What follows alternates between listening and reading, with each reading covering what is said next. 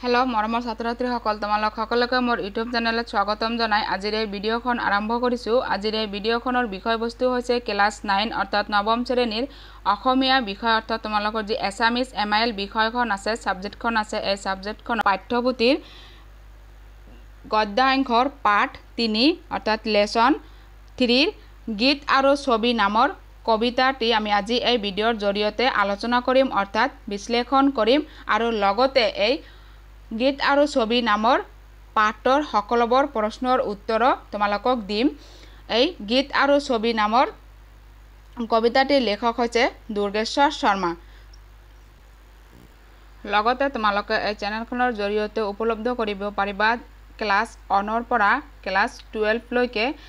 সেৱা কোৰ্সৰ অসমীয়া ডেইলি পাঠদান আৰু লগতে পাবা তোমালোকে ক্লাস 1 ৰ পৰা ক্লাস 10 লৈকে অসমীয়া সোশ্যাল সায়েন্স অৰ্থাৎ সমাজ বিজ্ঞান আৰু হিন্দীৰ ডেইলি পাঠদান তোমালোকে পাবা। সো তোমালোকে চেনেলখন সাবস্ক্ৰাইব কৰি লোৱা যদি এতিয়ালৈকে সাবস্ক্ৰাইব কৰা নাই আৰু আজিৰ এই ভিডিঅখন তোমালোকে ভাল পালে অৰ্থাৎ ভিডিঅখন চাই যদি তোমালোকে কবিতাটি বুজি পাইছা তেন্তে তোমালোকে ভিডিঅটো লাইক কৰিবা আৰু বন্ধু বান্ধৱীৰ লগত শেয়াৰ কৰিবা। তোমালোকে প্ৰথমে চোৱা গীত আৰু ছবি কবিতাটিৰ লেখক হৈছে দুৰ্গেশ্বৰ শৰ্মা। তো তোমালোকৰ এই দুৰ্গেশ্বৰ শৰ্মাৰ বিষয়ে অলপ কথা জানিব লাগিব। দুৰ্গেশ্বৰ শৰ্মাৰ 1882 চনত জন্ম হৈছিল যোৰহাটৰ পটিয়া গাঁৱত আৰু এখেতৰ পিতৃৰ নাম আছিল কমলেশ্বৰ শৰ্মা। যোৰহাট চৰকাৰী হাইস্কুলৰ পৰা এখেতে 1899 চনত এন্ট্ৰেন্স পাছ কৰি কোচবিহাৰ কলেজত নাম লগায় আৰু এখেতৰ কবিতা পুথি দুখনৰ নাম হৈছে অঞ্জলি আৰু নিবেদন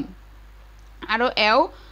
শেক্সপিয়াৰৰ এজ ইউ লাইক ইট অৰ ভাঙনি কৰি চন্দ্ৰাৱলী আৰু পদ্মাৱতী বালিবদ আদি নাটক ৰচনা কৰিছিল। এতিয়া তোমালোকে কবিতা ফাঁকি বুজি লোৱা। চোৱা তোমালোকৰ কবিতা ফাঁকি নামে দিছে গীত আৰু ছবি অৰ্থাৎ এই সম্পূৰ্ণ কবিতা ফাঁকি তোমালোকৰ কিহৰ ওপৰত গীত আৰু ছবিৰ ওপৰত দিছে কবি গৰাকীয়ে। এতিয়া চোৱা তোমালোকে ভালদৰে কবিতাৰ লাইনবোৰ বুজি যাবা। কোনেও হেইটি গীত ভাল নুবুলিব যিটি গীত বুজাইছে বুজে অৰ্থাৎ কবিয়ে কৈছে যে কোনেও তাৰমানে কোনোবাই বা কোনেও এনেকুৱা ধৰণৰ গীত ভাল নাপাব যেনেকুৱা গীত সকলোৱে বুজি নাপায় অৰ্থাৎ কিছুমান নিৰক্ষৰ মানুহ আছে যিবোৰে গীতৰ সুৰ কাক কয় লয় কাক কয় তাল কাক কয় এইবোৰ কিন্তু বুজি নাপায় আৰু কিছুমান শিক্ষিত মানুহ আছে এইবোৰ কিন্তু একো বুজি নাপায়। তথাপি কি এনেকুৱা কিছুমান গান আছে সংগীত আছে যিবোৰ শুনিলে মন টানি ধৰে পিছত সেই গানখন মনত পৰিলে কিন্তু গুণগুণায় আৰু কিছুমান এনেকুৱা গান আছে যিবোৰ এই সকলোবোৰ বুজি পায় গীত কি বস্তু কেনেকুৱা বস্তু বুজি পায় এনেকুৱা কিছুমান গান আছে যিবোৰ শুনিলে আৰু এবাৰ শুনিলে আৰু মানে দুবাৰ শুনিবৰ মন নাযায়। ঠিক সেই কথা ইয়াত কৈছে যে কোনেও হেইটি গীত ভাল নুবুলিব যিটি গীত বুজাইছে বুজে কোনেও হেইটি ছবি ভাল নেদেখিব যাৰ মূল আটায়ে নুবুজে আৰু কৈছে যে কোনেও তেনেকুৱা ছবি মানে হৈছে চিনেমা যিবোৰ চিনেমাৰ মূল আটায়ে নুবুজে সকলোৱে বুজি নাপায় চিনেমাখন চাই যদি সেই চিনেমাখনৰ পৰা কোনো তোমালোকে সামাজিক জ্ঞান বা নৈতিক জ্ঞান যদি নোপোৱা ঠিক তেনেকুৱা ছবি অৰ্থাৎ চিনেমা কোনেও কিন্তু ভাল নাপায় অৰ্থাৎ সকলোৱে যিবোৰ চিনেমা চাই মনত আনন্দিত পায় ভাল পায় কিবা এটা বুজিব পাৰে চিনেমাখনৰ পৰা তেনেকুৱা চিনেমা তেনেকুৱা ছবি মানে হৈছে ইয়াত চলচ্চিত্ৰ অৰ্থাৎ চিনেমাৰ কথা কৈছে। তেনেকুৱা চিনেমা কি কৰে সকলোৱে ভাল পায় এবাৰ নহয় দুবাৰ নহয় কিছুমান ছবি অৰ্থাৎ চলচ্চিত্ৰ আছে কিছুমান মানুহে 4 বাৰ 5 বাৰ 10 বাৰ মানুহ চাই কিহৰ কাৰণে যে তাৰ পৰা কিবা এটা মূল বুজি পায় আৰু যদি তেনেকুৱা মূল নাই সেই চিনেমাখনত কোনেও তেনেকুৱা চিনেমা ভাল ছবি ভাল নাপায় সেই কথাই কবিয়ে ইয়াত কৈছে। নেক্সট লাইন চোৱা যিটি দেখি সকলোৱে একে ৰং পায় জগতৰ উলাহ বৰাই তাৰমানে কৈছে যিখন গীত বা যিখন ছবি সকলোৱে ৰং পায় আৰু জগতৰ উলাহ বৰাই তাৰমানে পৃথিৱীৰ কি সকলোৱে ৰং পায় সকলোৱে যদি আনন্দ পায় নিশ্চয় সেই আনন্দ জগতৰ আনন্দ হৈ পৰিব জগতৰ উল্লাস পৃথিৱীৰ উল্লাস বঢ়াব হয়নে নহয় হিহে পাই নিজে নিজে আলাসত ঠাই সকলোৱে ভাল বুলি কয় তেনেকুৱা গীত তেনেকুৱা সংগীত তেনেকুৱা ছবি সিনেমা কি কৰে নিজে নিজে মানে অকলে অকলে আলাসত মানে হৈছে উচ্চ স্থানত অৰ্থাৎ আকাশ যেনেকুৱা উচ্চ স্থানত তেনেকুৱা উচ্চ স্থানত সকলোৱে ঠাই পায় বুলি কবিয়ে কৈছে নেক্সট লাইন চোৱা যিমান নুবুজা হও তথাপি শুনিলে ভাল গীত হৃদয় জগাব আৰু কৈছে যে তুমি যিমানেই সংগীতৰ সম্পৰ্কে নজনা কিয় নোহোৱা যে সংগীত কি সংগীতৰ সেই সুৰ লয় তাল কি বস্তু আমি কিন্তু নাজানো কিন্তু তথাপিও আমাৰ কি কিছুমান এনেকুৱা সংগীত আছে এনেকুৱা গান আছে সং আছে যিবোৰ আমি শুনিলে বাৰবাৰ শুনিবলৈ মন যায় তেনেকুৱা গীত তেনেকুৱা সংগীত শুনিলে সকলোৰে মন হৃদয় কি হয় আনন্দিত হয় যিমান নজনা হও চকুত পৰিলে ভাল ছবি মনত সোমাব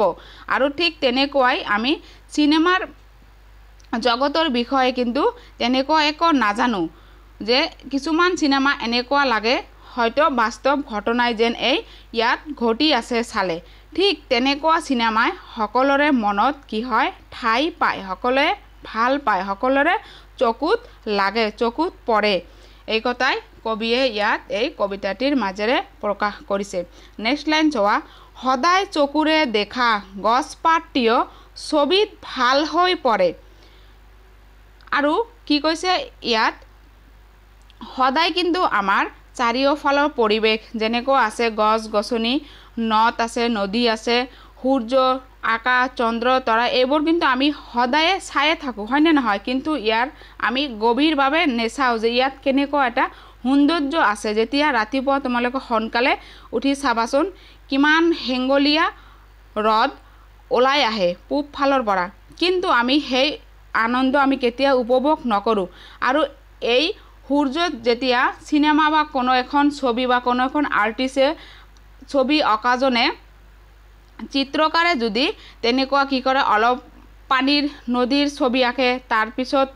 পাহাৰ পৰ্বতৰ ছবি আঁকি তাৰ মাজৰ পৰা কি কৰে সূৰ্য ওলাই আহে তেনেকুৱা ছবি আঁকিলে আমাক দেখিবলৈ কিমান ধুনীয়া লাগে আৰু এইবোৰ কিছুমান আমি সিনেমা ভিডিঅ'ত চাও হয়নে নহয় তেতিয়া কিন্তু আমাৰ মন খুব আনন্দিত হৈ উঠে যে ই কিমান ধুনীয়া এখন দৃশ্য চালো কিন্তু আমি আমাৰ এই বাস্তৱ জগতত এই দৃশ্যটো আমি সদায় দেখিবলৈ পাও কিন্তু তাত আমাৰ কোনো মনোযোগ নথকাৰ কাৰণে আমি সেই দৃশ্যলৈ আনন্দ উপভোগ কৰিব নোৱাৰো ঠিক সেই কথাই কৈছে যে আমি সদায় চকুৰে দেখি থকা বস্তুবোৰ যদি ছবি অকাজনে চিত্ৰকাৰে বা কোনো সিনেমাত যদি আমি দেখিবলৈ পাও হেয়া আমাৰ ভাল লাগি যায় আৰু শুনা নেক্সট লাইন সদায় কানেৰে শুনা সৰু কথাটিও গীত হলে প্ৰাণ টানি ধৰে আৰু কিছুমান সৰু সৰু কথা আমি যিবোৰ সদায় কানেৰে শুনি থাকো এইবোৰ সৰু সৰু কথাও যদি গীতৰ সংগীতৰ সুৰে কোৱা হয় কি হয় আমাৰ মন প্ৰাণ টানি ধৰে আমাৰ আনন্দিত হৈ যাও আমাৰ মনত নেক্সট লাইন চোৱা মিহি বাপ মিহি গতি কৌশলী বিদ্যাৰ নাই মৃত্যু অজৰ অমৰ অৰ্থাৎ এই সকলোবোৰ গীত ছবি চিত্ৰকাৰ এই সকলোবোৰ হৈছে একোটা কি কৌশলী বিদ্যা আৰু এইবোৰৰ কোনো মৃত্যু নাই অজৰ অমৰ মানে হৈছে যাৰ কোনো মৃত্যু নাই সূক্ষ্ম কৌশলী বিদ্যাবোৰ হৈছে কি সূক্ষ্ম বিদ্যাবোৰ গীত নাটক চিত্ৰ ছবি অঁকা গান ইত্যাদিবোৰ হৈছে কৌশলী বিদ্যা যাৰ কোনো মৃত্যু নাই এইবোৰ হৈছে চিৰস্থায়ী নেক্সট লাইন চোৱা যতে পৰে ততে গজে বিভিন্ন আকাৰ ঠাই বুজি দীঘল ডাঙৰ আৰু এই কৌশলী বিদ্যাবোৰ যতে পৰে ততে গজে যেনেকুৱা পৰিৱেশ পায় সেই পৰিৱেশ অনুসৰি কি হয় ডাঙৰ দীঘল হয় অৰ্থাৎ বিভিন্ন আকাৰ মানে ইয়াত বুজাইছে যে কেনেকুৱা পৰিৱেশ পালে ঠিক সেই পৰিৱেশ অনুযায়ী কি হয় ডাঙৰ দীঘল হয় এই গীত আৰু ছবিৰ কথা কবিয়ে এনেকুৱাকৈ আমাক বুজাইছে এইখিনিয়ে আছিল তোমালোকৰ লগত আজি এই ভিডিঅ'খনৰ জৰিয়তে আলোচনা কৰিবলগীয়া এই কবিতাৰ সাৰাংশ অৰ্থাৎ কবিতাখনৰ বিশ্লেষণ গীত আৰু ছবি নামৰ কবিতাখনৰ বিশ্লেষণ আমি এতিয়া তোমালোকৰ এই গীত আৰু ছবি নামৰ কবিতাটিৰ পৰা কিছুমান প্ৰশ্ন আছে তোমালোকৰ ভাব আমি এই ভাব বিষয়ক প্ৰশ্নাৱলীৰ সকলোবোৰ উত্তৰ পঢ়িম ঠিক আছে তোমালোকে মনোযোগৰে ভিডিঅ'খন চাই থকা ইয়াৰ প্ৰশ্নবোৰ পঢ়াৰ আগতে আমি অলপ কবিৰ পৰিচয় পঢ়ি লওঁ তোমালোকক ভিডিঅ'খন কবিতাখন বুজাই দিয়াৰ আগত অলপ থুলমূলকৈ কৈ দিছিলো তো আৰু ইয়াত তোমালোকৰ কিতাপখনত ধুনীয়াকৈ দিয়া আছে দুৰ্গেশ্বৰ শৰ্মাৰ বিষয়ে তোমালোকে ভালদৰে পঢ়ি লোৱা মই এবাৰ তোমালোকক কৈ দি আছো চোৱা দুৰ্গেশ্বৰ শৰ্মাৰ 1882 চনত জন্ম হয় আৰু এটো হৈছে মৃত্যু চন 1961 চনত মৃত্যু হৈছে এখেতৰ জন্ম হৈছিল যোৰহাটৰ পটিয়া গাঁৱত পিতৃ নাম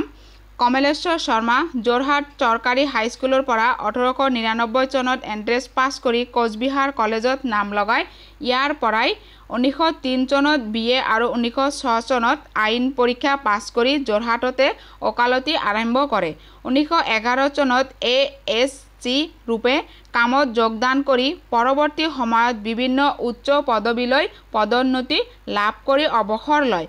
1961 চনত গুৱাহাটীত মৃত্যু হয় এগৰাকী কবি আৰু নাট্যকাৰ হিচাপে প্ৰসিদ্ধ লাভ কৰা দুৰ্গেশ্বৰ শৰ্মাৰ নাটক কেইখন হৈছে এখতে নাটক ৰচনা কৰিছিল কেৱল কবি আৰু কবিয়ে নাছিল নাট্যকাৰ আছিল অমৃতাকৰ ছন্দত লিখা পাৰ্থ পৰাজয় 1909 চনত লিখিছিল শেক্সপিয়াৰৰ এজ ইউ লাইক ইটৰ ভাঙনি চন্দ্ৰাৱলী পদ্মাৱতী বালিবধ প্ৰশ্ন আহিব পাৰে যে দুৰ্গেশ্বৰ শৰ্মাদেৱে শেক্সপিয়াৰৰ কোনখন নাটৰ ভাঙনি কৰিছিল আৰু এক কি লিখিবা উত্তৰ এজ ইউ লাইক ইট আৰু এই নাটকখন যদি এনেকুৱাকৈ প্ৰশ্ন আহে যে এজ ইউ লাইক ইটৰ ভাঙনি কৰি দুৰ্গেশ্বৰ শৰ্মাদেৱে কোন দুখন বা কোন তিনিখন বা কোনখন যিকোনো এখনৰ তিনিখন আছে যিকোনো এখনৰ নাম সুধিব পাৰে যে কিতাপ ৰচনা কৰিছিল কি লিখিবা চন্দ্ৰাৱলী পদ্মাৱতী আৰু বলিবধ কবিতা পুথি এখেতৰ কবিতা পুথি হৈছে অঞ্জলি 1910 চনত প্ৰকাশ পাইছে আৰু নিবেদন 1915 চনত প্ৰকাশ পাইছে এইখিনি আছিল কবি পৰিচয় তোমালোকৰ এইখিনি পঢ়িলে যথেষ্ট হৈ যাব ইয়াৰ পৰাই সৰু সৰু প্ৰশ্ন আহি থাকে পৰীক্ষাত আৰু আছে পাঠবোধ তোমালোকে পঢ়ি লবা গীত আৰু ছবি কবিতাটোৰ জৰিয়তে কবিয়ে প্ৰকৃত গীত আৰু ছবিৰ সাৰ্বজনীন আবেদন আৰু মহত্বৰ কথা কলাত্মক ৰূপত তুলি ধৰিছে তোমালোকে কবিতাখন যেতিয়া মই বিশ্লেষণ কৰি দিলো নিশ্চয় বুজিয়ে পাইছা শব্দ অৰ্থ আছে আৰু টকা আছে তোমালোকে এইবোৰ শব্দ অৰ্থ জানি থবা অজৰ অমৰ মানে হৈছে যাৰ জন্ম নাই কিন্তু মৃত্যু নাই চিৰস্থায়ী আলাখ মানে হৈছে আকাশ বা শূন্য মানে উচ্চ স্থান মিহি মানে হৈছে সূক্ষ্ম নিজম পাতল আৰু মূল প্ৰধান বা গুৰি গাই কাৰণ বা গুৰি কথা যিকোনো চাৰিটা দি আছে এটা লিখিলেই হৈ যাব যদি তোমালোকৰ মূল শব্দৰ অৰ্থ লিখিব আহে এতিয়া আহিল প্ৰশ্নাৱলী ভাব বিষয়ক তোমালোকে এই ভাব বিষয়ৰ সকলো প্ৰশ্নৰ উত্তৰ এতিয়া আমি তোমালোকৰ লগত আলোচনা কৰিম তোমালোকে ভিডিঅ'খন মনোযোগৰে চাই থকা বিষয়ক প্ৰশ্নৰ উত্তৰ চোৱা প্ৰশ্নৰ 1ৰ চুমু উত্তৰ দিয়া আছে 1ৰ কত আছে কেনে গীত আৰু কেনে ছবি কোনেও ভাল নবলে উত্তৰ হ'ব জিটি গীত বুজাইছে বুজে জিটি ছবিৰ মূল আটায়ে নুবুজে তেনে গীত আৰু ছবি কোনেও ভাল নবলে নেক্সট কোশ্চেন আছে সদায় কানেৰে শুনা সৰু কথাটিয়ে কেনেকৈ আমাৰ প্ৰাণ টানি ধৰে উত্তৰ হ'ব গীত হলে আমাৰ প্ৰাণ টানি ধৰে নেক্সট কোশ্চেন কবিৰ মতে কোনবোৰ বস্তু অজৰ অমৰ উত্তৰ কবিৰ মতে মিহি ভাব মিহি গতি কৌশলী বিদ্যা অজৰ অমৰ নেক্সট কোশ্চেন আছে কেনেকুৱা গীত আৰু ছবি সকলোৱে ভাল বুলি কয় উত্তৰ যিটো গীত শুনি আৰু যিটো ছবি দেখি সকলোৱে একে ৰং পায় জগতৰ উল্লাহ বৰাই সেই গীত আৰু ছবিক সকলোৱে ভাল বুলি কয় নেক্সট কোশ্চেন আছে হিহে পায় নিজে নিজে আলাখত ঠাই ইয়াত আলাখত শব্দৰ আলাখ শব্দটোৰ অৰ্থ কি উত্তৰ হিহে পায় নিজে নিজে আলাখত ঠাই ইয়াত আলাখ শব্দটোৰ অৰ্থ হ'ল আকাশ বা শূন্য। নেক্সট কোশ্চিন নাম্বাৰ 2 আছে ভাল গীত আৰু ছবিৰ মহত্ব কেনেকুৱা কবিতাটোৰ সহায়ত বুজাই লিখা। উত্তৰ চোৱা তোমালোকে মনোযোগৰে চোৱা মই পাঠ কৰি দিছোঁ। ভাল গীত আৰু ছবিক সকলোৱে ভাল পায় আদৰ কৰে উচ্চ প্ৰশংসা কৰে উচ্চ আসনত ঠাই দিয়ে কাৰণ ভাল গীত নুবুজা হ'লেও সি প্ৰাণ টানি ধৰে অশান্ত হৃদয়ত জোৰ পেলায়। সেইদৰে ভাল ছবিও চকুত পৰিলেই মনত সোমাই পৰে মনটো আনন্দৰে ভৰাই তোলে। নেক্সট 3 নম্বৰ প্ৰশ্ন চোৱা সদায় চকুৰে দেখা গছ পাতটিও ছবিত কিয় ভাল হৈ পৰে বুলি তুমি ভাবা নিজৰ মতামত আগবঢ়োৱা। উত্তৰ চোৱা উত্তৰ ছবি আঁকিব জনাটো এটা কৌশলী বিদ্যা। এই বিদ্যাৰ বলতে শিল্পসকলে সাধাৰণ গছপাত আদিক লোকচক্ষুৰ আগত আকৰ্ষণীয় কৰি তুলিব পাৰে। যিটো গছৰ পাত দেখিও আমি আকৰ্ষিত নহওঁ মন নকৰোঁ শিল্পীৰ হাতৰ পৰশ সি ছবি হৈ উঠিলে আমাৰ চকুত চমক লগায় মন প্ৰাণ টানি ধৰে মনত সোমায়। সেইকাৰণেই শিল্পীসকলক চিত্ৰকাৰসকলক মহান বুলি কয়। তেওঁলোকে ছবিত যিকোনো বস্তুকে জীৱন্ত ৰূপ দিব পাৰে। যিহেতু কৌশলী বিদ্যাৰ মৃত্যু নাই অজৰ অমৰ গতিকে জীৱন্ত ৰূপত ধৰা দিয়া ছবিবোৰো অজৰ অমৰ। নেক্সট 4 নম্বৰ প্ৰশ্ন আছে কেনেকুৱা গীত আৰু ছবি কোনেও ভাল নবলে আৰু কোনবোৰ গীত আৰু ছবিক সকলোৱে ভাল বুলি আদৰি লৈ আলাসত ঠাই দিয়ে নিজৰ ভাষাৰে বৰ্ণনা কৰা। উত্তৰ চোৱা যিবোৰ গীত শুনিলে সকলোৱে বুজি নাপায় যিবোৰ গীতৰ সুৰে সকলোৰে অন্তৰ স্পৰ্শ কৰিব নোৱাৰে তেনেবোৰ গীত শুনিলেও কোনো আকৰ্ষিত নহয় কোনেও প্ৰাণ আনন্দত অনুভৱ নকৰে তেনেবোৰ গীতক কোনেও ভাল বুলি নকয়। তাৰ উপৰি যিবোৰ ছবিৰ মূল আটায়ে নুবুজে ছবি চাই চকুত তৃপ্তি আৰু অন্তৰত আনন্দ অনুভৱ কৰা নাযায় তেনেবোৰ ছবিকো কোনেও ভাল বুলি নকয়। ছবি আঁকে হ'লেও এইবোৰ আমাকে তৃপ্তি কৰিব পাৰিব লাগিব। শ্ৰোতা দৰ্শকক তৃপ্তি কৰিব পাৰিলেহে শিল্পীৰ সাৰ্থকতা। আনহাতে যিবোৰ গীত শুনি ছবি চাই সকলোৱে সমানে আনন্দ পায় যিবোৰ গীত শুনিলে প্ৰাণ টানি ধৰে যিবোৰ ছবিয়ে দৰ্শকৰ চকুত জীৱন্ত ৰূপ ধৰা দিয়ে চকু তৃপ্ত হয় তেনেবোৰ গীত আৰু ছবিক সকলোৱে ভাল বুলি স্বীকৃতি দিয়ে। ভাল গীত আৰু ছবিয়ে মানুহৰ অন্তৰত স্থায়ীভাৱে ৰেখাপাত কৰিব পাৰে তেনে গীত আৰু ছবিৰ মৰণ নাই সি অজৰ অমৰ। নেক্সট 5 নম্বৰ প্ৰশ্ন চোৱা গীত আৰু ছবি কবিতাটোৰ সাৰাংশ লিখা। তোমালোকক এইখিনিতে এটা কথা কওঁ তোমালোকক যদি এই সকলোবোৰ প্ৰশ্নৰ উত্তৰৰ PDF লাগে কমেণ্ট কৰি জনাবা মই কমেণ্ট চাই তোমালোকক PDF লিংক এই ভিডিঅ'ৰ ডেছক্ৰিপশ্যনত দি দিম তোমালোকে তাৰ পৰা ডাউনলোড কৰি লৈও পঢ়িব পাৰিবা। এতিয়া উত্তৰ চোৱা প্ৰশ্ন নম্বৰ 5 কোশ্চিন নম্বৰ 5 গীত আৰু ছবি কবিতাটোৰ সাৰাংশ। উত্তৰ যিটো গীত শুনিলে বুজিহে বুজে সকলোৱে নুবুজে তাৰমানে যিজনে গীতৰ বিষয়ে জানে কেৱল সেয়েহে গীত শুনিলে ভাল পায় বাকী সকলে ভাল নাপায় বা নুবুজে সেইটো গীত কোনেও ভাল বুলি নকয়। আন যিটো ছবিৰ মূল আটায়ে বুজি নাপায় তেনে ছবিকেও কোনেও ভাল নেদেখে। যিটো ছবি দেখি যিটো গীত শুনি সকলোৱে আনন্দ পায় তেনে গীত আৰু ছবিক সকলোৱে আদৰি লয় উচ্চ প্ৰশংসা কৰে উচ্চ স্থান দিয়ে কাৰণ ভাল গীত নুবুজা হ'লেও তাৰ সুৰে হৃদয় জগাই তোলে। ছবিৰ বিষয়ে একো নাজানিলেও ভাল ছবি চকুত পৰিলে মনত সোমাই পৰে। সদায় দেখি থকা গছপাতটিও ছবিত মনোৰম জীৱন্ত হৈ পৰে আৰু সদায় শুনি থকা কথাটিও গীত হ'লে প্ৰাণ টানি ধৰে। ভাল গীত আৰু ভাল ছবিত মিহি ভাৱ মিহি গতি আৰু কৌশলী বিদ্যাৰ নিহিত হৈ থাকে। এই সমূহৰ মৃত্যু নাই ইহঁত অজৰ অমৰ অৰ্থাৎ মিহি ভাৱ আৰু মিহি গতি আৰু কৌশলী বিদ্যাৰ কোনো মৃত্যু নাই অজৰ অমৰ। ভাল গীত য'তেই গোৱা হয় ভাল ছবি ততেই প্ৰদৰ্শন কৰা হয় তাতেই প্ৰশংসিত হয়। সেই পৰসংখ্যাৰ ঠাই আৰু পৰিৱেশ অনুসৰি কম বেছি হ'ব পাৰে নেক্সট 6 নম্বৰ প্ৰশ্নত আছে তোমালোকৰ ব্যাখ্যা কৰা দুটা ব্যাখ্যা দিছে তোমালোকৰ এই গীত আৰু ছবিৰ কবিতাৰ পৰা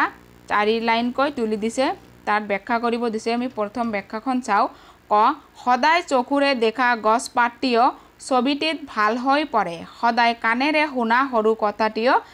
গীত হলে প্ৰাণ টানি ধৰে এতিয়া চ উত্তৰ উদ্ধৃত কবিতাফাকি কবি দুৰ্গেশ্বৰ শৰ্মাদেৱৰ ৰচিত গীত আৰু ছবি কবিতাৰ অন্তৰ্গত কবিয়ে গীত আৰু ছবিৰ মহত্ব বুজাবলৈ যাওঁতে এনেদৰে কবিতাটিত উল্লেখ কৰিছে শিল্পীয়ে তেওঁৰ কৌশলী বিদ্যাৰ জৰিয়তে যিকোনো বস্তুকে জীৱন্ত ৰূপ দি অতি আকৰ্ষণীয় কৰি তুলিব পাৰে সদায় দেখি থকা অথচ অকণো আকৰ্ষিত নোহোৱা গছৰ পাতটিও শিল্পীয়ে আমাৰ চকুৰ লগাকৈ মনত সোমাই যাব পৰাকৈ ছবিত আঁকিব পাৰে সাধাৰণ বস্তু এটাও ছবি হলে আকৰ্ষণীয় হৈ পৰে সেইদৰে গীতৰ সন্মোহিনী সুৰেও প্ৰাণত আনন্দৰ জোৱাৰ তোলে সদায় শুনি থকা কথাও আমাৰ বিশেষ ৰস নাপালেও যেতিয়া সেই কথাটিকে গায়ক গায়িকাই সুন্দৰ সুৰত গীত হিচাপে গায় তেতিয়া সিয়ে আমাৰ প্ৰাণ টানি ধৰে অন্তৰ জগাই তোলে অন্তৰত অফুৰন্ত আনন্দ পোৱা যায় এইখিনি আছিল এই কবিতা ফাঁকিৰ কি ব্যাখ্যা নেক্সট ব্যাখ্যা চোৱা 6 নম্বৰ মিহি বাপ মিহি গতি কৌশলী বিদ্যাৰ নাই মৃত্যু অজৰ অমৰ যতে পৰে ততে গজে বিভিন্ন আকাৰ ঠাই বুজি ডাঙৰ দীঘল উত্তৰ চোৱা উদ্ধৃত কবিতাফাকি কবি দুৰ্গেশ্বৰ শৰ্মাদেৱে ৰচিত গীত আৰু ছবি কবিতাটিৰ অন্তৰ্গত ভাল গীত আৰু ভাল ছবিৰ আদৰ আৰু স্থায়িত্ব সম্পৰ্কে ক'বলৈ গৈ কবিয়ে এই ফাঁকি কবিতাটিৰ সামৰণি মাৰিছে আৰু তোমালোকৰ এই 4 ফাঁকি লাইনৰ অৰ্থাৎ এই কবিতা ফাঁকিৰে কবিয়ে এই গীত আৰু ছবি নামৰ কবিতাটি কিন্তু সামৰণি মাৰিছে চোৱা জীৱৰ গীত আৰু ছবি ভাল বুলি সকলোৱে প্ৰশংসা কৰে আদৰ কৰে সেইবোৰ গীত আৰু ছবিত এটা মিহি বাপ মিহি গতি আৰু কৌশলী বিদ্যা নিহিত হৈ থাকে যিহে ব্যক্তি তথা স্থান নিৰ্বিশেষে সকলোকে মোহিত কৰে এনে গীত আৰু ছবিৰ কেতিয়াও মৃত্যু নহয় জীৱৰ অজৰ অমৰ হৈ মানুহৰ মনত আৰু বুকুত চিৰস্থায়ী হৈ ৰৈ যায় এনে গীত আৰু ছবিয়ে সকলো ঠাইতে সকলো সমাজতে আদৰ পায় প্ৰশংসিত হয় ঠাই আৰু সমাজ অনুসৰি হয়তো সেই আদৰ আৰু প্ৰশংসা কম বেছি হ'ব পাৰে নেক্সট আছে ভাষা বিষয়ক অৰ্থাৎ কিছুমান ভাষাৰ ওপৰত তোমালোকক প্ৰশ্ন দিছে প্ৰশ্ন নম্বৰ 7ত কি আছে সামৰ্থ্যক শব্দ লিখা সামৰ্থ্যক শব্দ হৈছে একে অৰ্থ বুজোৱা বানান উচ্চাৰণ বেলেগ হ'ব পাৰে কিন্তু ইয়াৰ অৰ্থ একে তাকে সামৰ্থ্যক শব্দ বুলি কোৱা হয় একেবাৰে সহজ কথাত এতিয়া চোৱা জগত উলাহ চকু সৰু ভাল কাণ এইকেইটা শব্দ তোমালোকক সামৰ্থ্যক শব্দ লিখিব দিছে চোৱা জগতৰ সামৰ্থ্যক শব্দ হ'ব বিশ্ব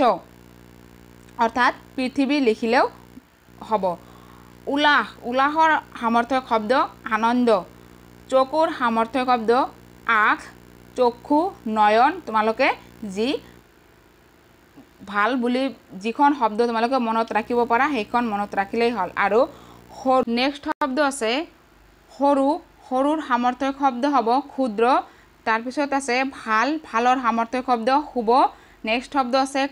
কাণৰ সামৰ্থ্যক শব্দ হৈছে কৰ্ণ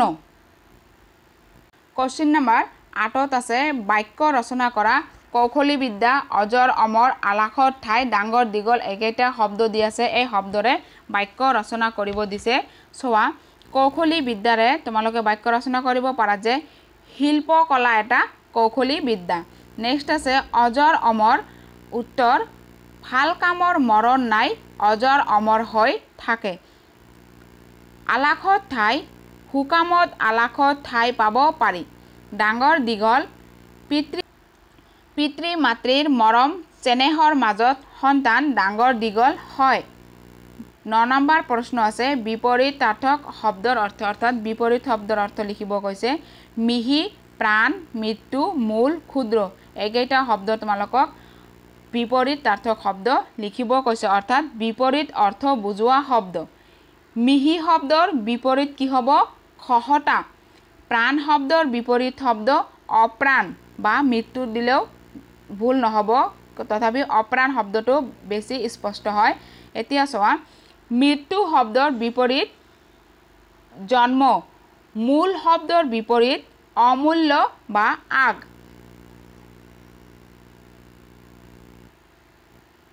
শব্দ আছে